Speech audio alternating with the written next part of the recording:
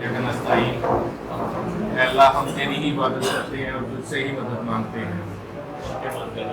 आज का जो रीज़न है हमारे साथ दोस्तों के इकट्ठे होने की, वो इस वक्त जो पाकिस्तान में किसान के साथ हो रहा है उसी सिलसिले में हम यहाँ पे बैठे हैं कि पाकिस्तान जो कि ज़राई मुल्क है, जिसकी 70% आबादी जो देहातों से डायरेक्टली और इनडायरेक्टली ज़राअत से मुंसलिक है, उनके साथ उनके मुस्तकबिल के साथ जितना खिलवाड़ हो रहा है इससे पहले आज तक नहीं हुआ।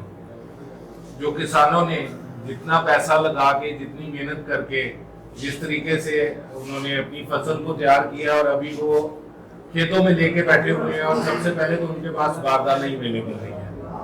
और इसके पीछे जो है वो सिर्फ और सिर्फ एक ही मकसद और एक ही रीज़न है कि हम बाहर से तो 5500 में इंपोर्ट कर रहे हैं। माफिया को जो है वो स्मगलिंग माफिया को सपोर्ट करने के लिए गवर्नमेंट ने बाहर से तो गंदम मंगवा ली है, इंपोर्ट कर लिया है, लेकिन जो पाकिस्तान में अपने किसान हैं उनका कत्लेआम किया जा रहा है, मुआशी कत्लेआम किया जा रहा है। और बड़े सिंपल से और सादा से पॉइंट हैं, आसानी के साथ देखा जाए तो बात यही करते हैं जो खान साहब हमेशा कहते हैं कि एक तो ये जाहिल हैं और दूसरा इनको पढ़ने लिखने का शौक भी नहीं है। कि अगर चाहें ये गवर्नमेंट ही करना चाहते हैं, ये हुकूमत ही करना चाहते हैं तो सबसे पहले अपनी पब्लिक में जो 70% आबादी है उसका कत्लेआम करके कैसे कर सकते हैं। तो इनको चाहिए कि होश के नाखन लें और किसानों के बारे में सोचें, क्योंकि अगर किसान हमारा गंदम इस बार जिस तरह हालात से गुजर रहा है वो आइंदा कैसे गंदम को काश्त करेगा। हमारे पास चंद एक पॉइंट है, फर्टिलाइजर हमारी यूरिया जो है वो पाकिस्तान की प्रोडक्शन पाकिस्तान की जरूरत के लिए बहुत ज्यादा है, काफी है, लेकिन हर बार स्मगल हो जाती है। ये एक्चुअल मसला जो है वो स्मगलिंग से ही स्टार्ट हो रहा है, चाहे वो फर्टिलाइजर हो चाहे वो गंदम हो। तो सिर्फ फिर स्मगलिंग रोक ली जाए और चंद लोगों को मुफाद देने की बजाय पूरा मुल्क का सोच लिया जाए तो सारों के लिए आसानी पैदा हो सकती है। मैं सामा साहब से कहूँगा कि देखिए, आज हम रियाज फताना साहब इस्लामाबाद में इनसे मुलाकात हुई थी। जो बंदा भी सियासत में है और उसका लोगों से राब्ता है, और ख़ास तौर पे हम जो 3 अफराद सामने बैठे हैं, हमारे हल्का नियाबत जो है ज़्यादातर किसानों पे मुश्तमिल है। शहर का बड़ा हिस्सा है, लेकिन शहर वाले भी जो हैं टोबा, गोजरा और कमालिया, ये डायरेक्टली और इनडायरेक्टली एग्रीकल्चर ओरिएंटेड हैं। हमारा कोई ना कोई वास्ता ज़राअत के साथ है। ये हो नहीं सकता कि हम उस तपश को महसूस ना करें जो एक आम किसान जिसका शिकार है। आप जानते हैं कि पिछले साल लोगों के घरों में उनके जाती इस्तेमाल के लिए जो गंदम थी वो भी गवर्नमेंट ने निकलवाई थी, पर्चे काटे थे उन पे, उनको पकड़ा था और उनको उनके खेतों से जाके नाजायज तरीके पे सरकार ने उनसे गंदम प्रोक्योरमेंट की थी धक्के से। आज ये सूरत हाल है कि मैं खेतों खलिहानों में से गुजर के आ रहा हूं। मैं थल के अंदर मैं काश्त करता हूं। हमारे वहां पे एवरेज वहां बहुत ही कम है, तकरीबन 6-7 पानी लगते हैं थल के अंदर गंदम को, और जितने ज्यादा पानी इन्वॉल्व होते हैं इट मीन्स कि उससे कॉस्ट उसकी बढ़ जाती है। और वहां सूरत हाल यह है कि वहां पे 2800-2900 रुपया फी मन, यानी अगर आप 3900 रुपया मन आप अगर गंदम खरीदते हैं तो एक बोरी के पीछे ये 2500 रुपए का फर्क आता है। ये क्यों हुआ है सारा मैकेनिज्म? असल में ये समझने की बातें हैं। ये समझने की बातें इसलिए हैं कि सरकार जो बैठी है, जो लोग पॉलिसी साज हैं, उन्हें यही नहीं पता कि आम आदमी की और किसान की क्या मजबूरियां हैं और क्या जरूरतें हैं। जब उन्होंने मैकेनिज्म, जो प्राइस मैकेनिज्म उन्होंने बनाना होता है, हर सुबह मरकज को अपनी तजावीज देता, और बदकिस्मती से पंजाब में जो टोला काबज था उसने जो हमारी स्पोर्ट प्राइस दी है वो तब दी है जब गंदम थ्रेशिंग के करीब थी, 3900 रुपया। اور اس پہ یہ کام کر دیا ہے، چونا یہ لگا دیا کہ پرائیویٹ سیکٹر کو 3.2 ملین ٹن 32 لاکھ ٹن انہوں نے پرائیویٹ سیکٹر کو اجازت دی کہ باہر سے گندم امپورٹ کر دے. وہ گندم چیکوسلوواکیا سے آئی ہے، وہ گندم برازیل سے آئی ہے، کہاں سے بھی آئی ہے. جب ان کو پتا ہے کہ اگلے مہینے ہماری گندم کی فصل آ رہی ہے اور کسان در بدر ٹھوکریں کھائیں گے، کیا ضرورت تھی کہ قوم کا قیمتی زر مبادلہ گندم کی پرچیز پہ لگاتے. یہ ہمارے جو پالیسی ساز ہیں انہوں نے دھوپ اور سردی شیشے کی دیواروں سے پیچھے سے دیکھی ہے. ان کو نہیں پتا کہ کھیت کے اندر ایک مزدور، ایک کسان کس طرح سے گندم پیدا کرتا ہے.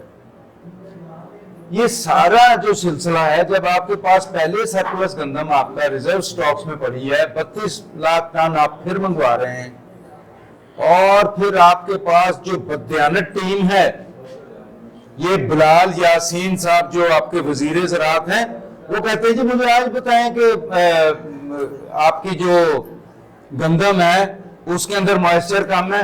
وہ اللہ کے بندے، تجھے کیا پتا ہے کہ فیلڈ کے اندر موائسچر کا کیا ریٹ بن گیا ہے. ہمارے دھوپ جب لگتی ہے تو دوسرے دن تھریشنگ ہو جاتی ہے، 10% موائسچر پہ گندم اویلیبل ہے. فوڈ ڈپارٹمنٹ کسی ضلع سے نہیں اٹھا رہا. آپ کے یہاں پہ ہمارے گوجرا کے اندر وہ پاسکو فیلڈ میں ہے، 3,50,000 بوری کا ٹارگٹ ہے، اور اس میں سے 1,25,000 بوری ڈسٹریبیوٹ بھی کر دی گئی ہے. کسی ذمہ دار سے پوچھیں، اس کو نہیں پتا.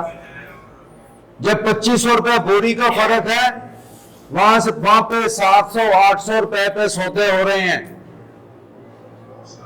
بدماشی یہ ہے کہ وہ آگے جواب دینے والا کوئی نہیں ہے.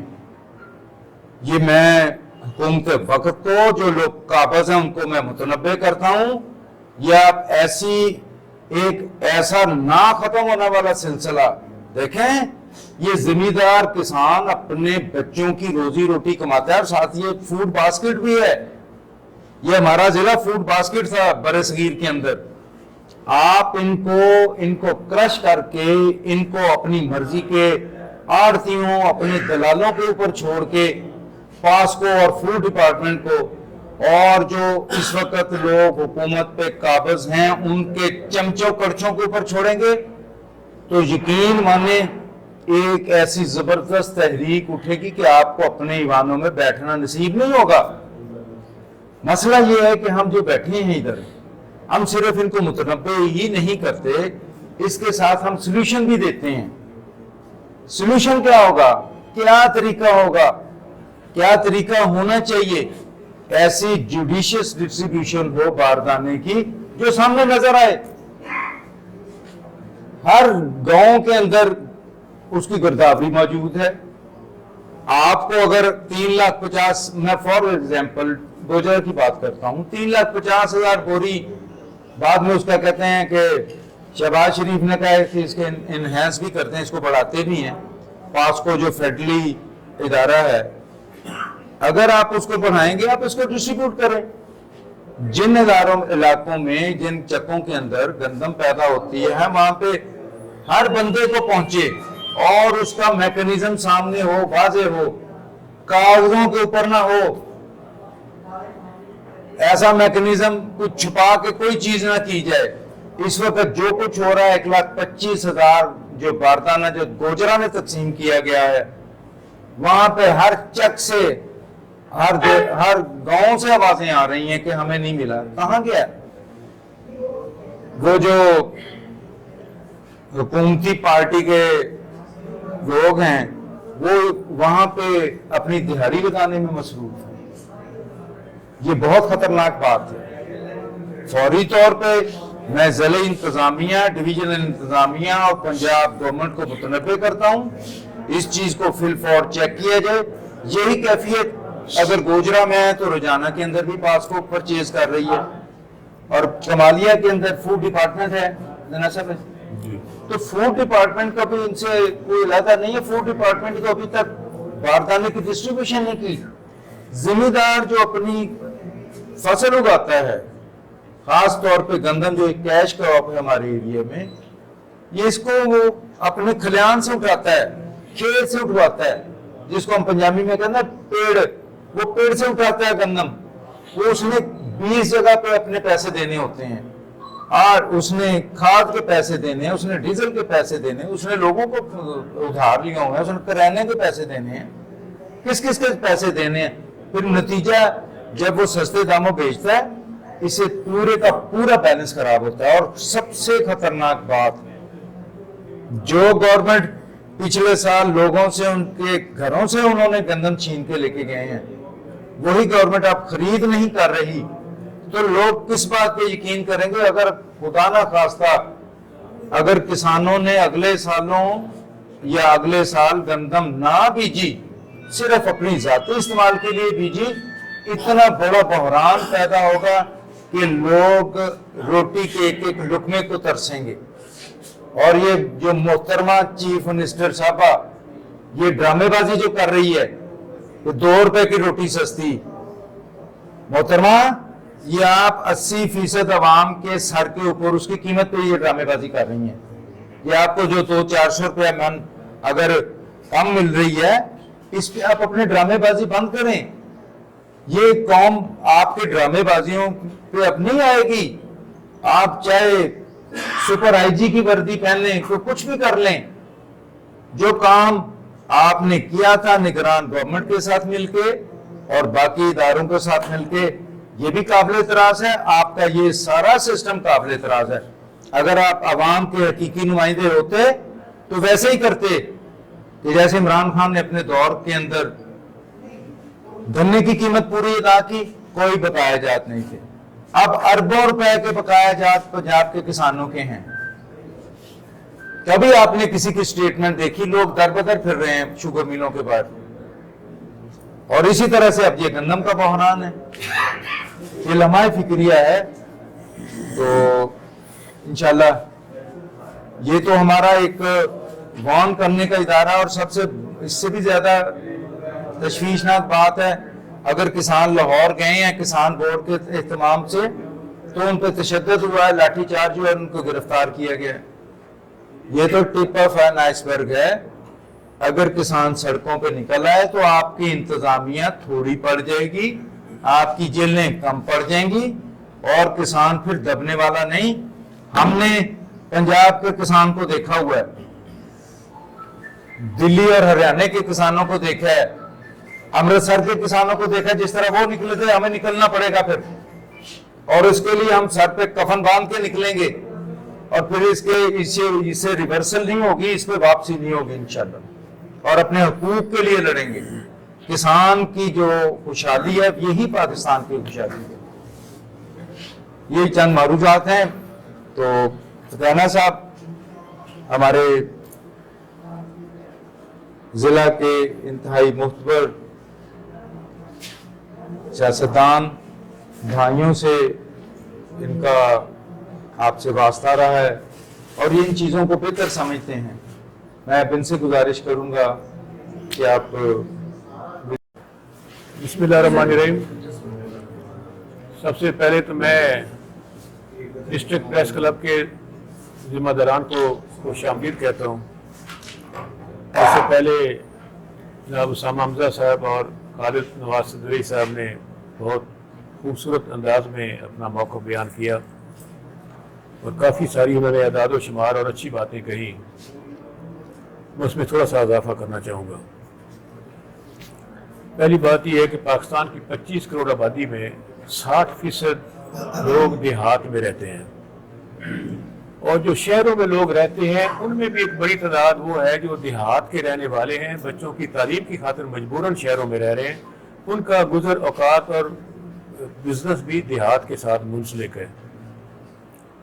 دوسرا، پاکستان کی ٹوٹل جو اسٹرینتھ ہے مزدوروں کی، اس کا 45% دیہات میں رہتا ہے۔ تو کھیت مزدور اور جو باقی مزدور ہیں دیہات میں، ان کی تعداد ٹوٹل جو ہماری اسٹرینتھ ہے لیبر اسٹرینتھ، اس کا 45% ہے۔ پاکستان میں جو کاشتکار ہے پہلے ہی مسائل کا شکار ہے۔ انفراسٹرکچر دیہات میں انتہائی ناگفتہ بے ہے، تعلیم، علاج، سڑکیں، اور ان کے لیے دیگر سہولیات نہ ہونے کے برابر ہیں. اکثر دیہات آج بھی بجلی کے بغیر ہیں، اکثر آبادیاں جو ہیں. ان حالات میں وہ پاکستان کی عوام کو اور شہری آبادی کو فوڈ فراہم کر رہے ہیں، خوراک فراہم کر رہے ہیں. اور اب دیکھیں کوئی بھی کاروبار ہو، ٹرن اوور سے اس کی انکم کا اندازہ ہوتا ہے. ریسٹورنٹ، گروسری سٹورز، ان کی ڈیلی ٹرن اوور ہے. کاشتکار واحد شعبہ ہے جو کماد ہو تو سال میں 1 اور گندم اور مونجی ہو تو سال میں 2 ٹرن اوور ہیں. اس کی وجہ سے انکم بھی کم ہے. لیکن آپ نے دیکھا کہ جو ہماری 5 میجر فصلیں ہیں، گندم، کپاس، چاول، مکئی اور یہ چاول، مکئی، گندم، کپاس اور کماد، ان 5 کے کاشتکار ہو رہے ہیں. خاص طور پر ابھی چونکہ موقع گندم کا ہے، ایک بہت بڑا میگا سکینڈل پاکستان میں پکڑا گیا ہے کہ بہت بڑی تعداد میں پاکستان میں گندم امپورٹ کی گئی ہے فلور مل مالکان کے ساتھ ملی بھگت کر کے، جس سے آج کاشتکار سے نہ ان کو باردانہ فراہم کیا جا رہا ہے، نہ ان کو ان کی گندم بک رہی ہے، اور وہ شخص انتہائی پریشان ہے. اس نے ادھار پکڑ کر ان پٹس اتنے زیادہ ہیں. ان پٹس سے مراد ہے وہ چیزیں جو ملک میں اخراجات ہوتے ہیں، اس میں ہمارے پڑوسی ممالک کی نسبت ہماری کھاد، پیسٹیسائڈز اور بیج کے اخراجات ڈبل ہیں. میرا کویشچن یہ ہے کہ وہ کیا حکمت عملی ہے ہماری حکومتوں کی اور محکمہ زراعت کی کہ ہمارے پڑوسی ملک میں کھاد اور بیج اور زرعی ادویات پاکستان سے نصف قیمت میں کیوں مل رہی ہیں اور وہ پھر بھی منافع میں ہیں. اس کا مطلب یہ ہوا کہ پاکستان میں صنعت کار ضرورت سے زیادہ منافع لے رہا ہے اور وہ اس کی پھر بھی ہرس ختم نہیں ہو رہی. پھر سمگلنگ کے نتیجے میں ہماری کھاد اور گندم باہر پڑوسی ملکوں میں جا رہی ہے. اس کی روک تھام میں بھی تمام وفاقی ادارے ناکام رہے ہیں. ان حالات میں اب جب گندم کا معاملہ آیا ہے تو ہمارے ضلع میں 2 ادارے گندم پرچیز کر رہے ہیں، پاسکو اور فوڈ ڈپارٹمنٹ پنجاب. اور آپ نے دیکھا کہ یہ مستند رپورٹ ہے کہ پاسکو 500 روپیہ رشوت فی بوری لے کر پورے پاکستان کی یہ رپورٹ میں دے رہا ہوں، صرف ضلع ٹوبہ ٹیکسنگ کی نہیں. وہ اعداد و شمار ہیں جو ایک انتہائی مستند شخصیت نے اگلے دن اسمبلی میں بات چیت کرتے ہوئے میں سن رہا تھا اس کی بات، جس کا تعلق حکومت سے. تو پاسکو کی بوری آپ بھی جائیں تو 500 روپے میں آپ کو بھی مل جائے گی باردانہ. اور گندم جو فوڈ ڈپارٹمنٹ ہے وہ تو ویسے ہی انہوں نے کہا کہ 1 ایکڑ کو ہم صرف 6 بوریاں دیں گے. اب مجھے بتائیں 15 من ایک گندم ایک کھیت سے خریدیں گے تو باقی گندم کہاں جائے گی؟ اس کا مطلب یہ ہوا ایک تو گندم کی قیمت کا تعین جو ہے گندم کی کاشت کے وقت ہونا چاہیے تھا، جو نہیں کیا گیا. ایک تو یہ ان کا بلنڈر ہے. دوسرا، ابھی بھی اس کی خریداری پراپر نہیں ہو رہی، جس کا فائدہ محض بیوپاری اور آڑتی کو ہوگا اور فلور مل مالکان کو ہوگا، اور سرے سے خسارے میں کاشتکار رہے گا. اس سے کاشتکار شدید مایوسی اور بے چینی کا شکار ہے. تو ایسا نہ ہو کہ جیسے اسامہ بھائی نے اور خالد بھائی نے کہا کہ لوگ تنگ آمد بجنگ آمد سڑکوں پر آ جائیں تو پھر وہ کسی سے کنٹرول نہیں ہوگی. آج ہمارا کسان مفلوق الحال ہے اور بالکل تباہ ہو چکی اس کی معیشت. آپ شہروں اور دیہات کا اگر جائزہ لینا چاہیں تو ہمارے صافی برادران کو چاہیے کہ دیہات کا وزٹ کریں. آپ کو پتہ جائے گا ان کے گھروں کی حالت، ان کے کپڑوں کی حالت، ان کے گھر میں روٹی پانی کھانے کی حالت، ان کے سب اسٹینڈرڈ فوڈ کی حالت. جو قوم کو خوراک فراہم کر رہا ہے اس کے اپنے گھر میں پوری روٹی نہیں پکتی بھوک کی اور غربت کی بنا پہ. اس لیے اپنی بات کو میں سمیٹتے ہوئے یہ کہنا چاہوں گا کہ حکومت ہوش کے ناخن لے. سب سے پہلے تو تحقیقات کی جائے اور کوئی ہائی کورٹ یا سپریم کورٹ کے جج کی نگرانی میں انکوائری ہونی چاہیے کہ گندم امپورٹ کیوں کی گئی اور اس کا فائدہ اور منافع اور رشوت اور اس کی جو رقم کس کی جیب میں گئی ہے، کون لوگ حکمران ہیں اور کون سول بیوروکریسی میں اس کے ذمہ دار ہیں. دوسرا، فی الفور حکومت کو تمام ایک دانہ عوام سے کاشتکار سے خریدنا چاہیے اور اس کے بعد اس کو آگے فروخت کرنا چاہیے. تیسرا یہ کہ یہ جو شکایت آ رہی ہے کرپشن کی پاسکو میں اور فوڈ ڈپارٹمنٹ میں، اس کا بھی نوٹس لینا چاہیے۔ اگر حکومت ان باتوں کا نوٹس نہیں لے گی تو ہم سمجھنے پہ مجبور ہوں گے کہ نوٹس نہ لینے کا مطلب یہ ہے کہ یہ خود لوگ ملوث ہیں اس سارے کاروبار اور دھندے میں۔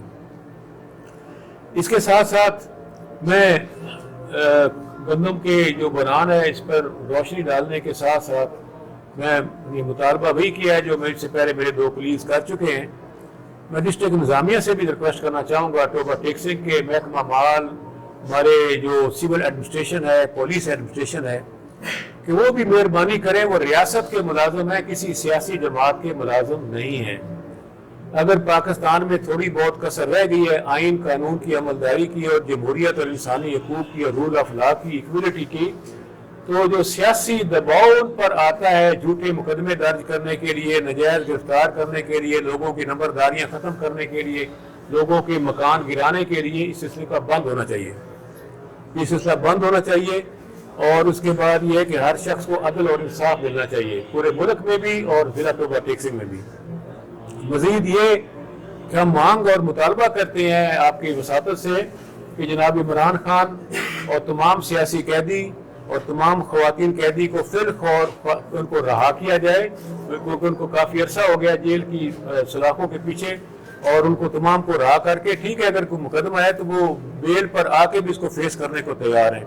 تمام مقدمات جو جھوٹے ہیں وہ واپس لیے جائیں، اور باقی مقدمات پہ ان کو ضمانت دے کر ہم عدالتوں کا سامنا کرنے کے لیے تیار ہیں، اور ہم عدالتوں سے بھی توقع رکھتے ہیں کہ وہ بھی جو انصاف کا خواب ہے عوام کا، اور وہ اس کو پورا کرنے کے لیے کوشش کی جائے۔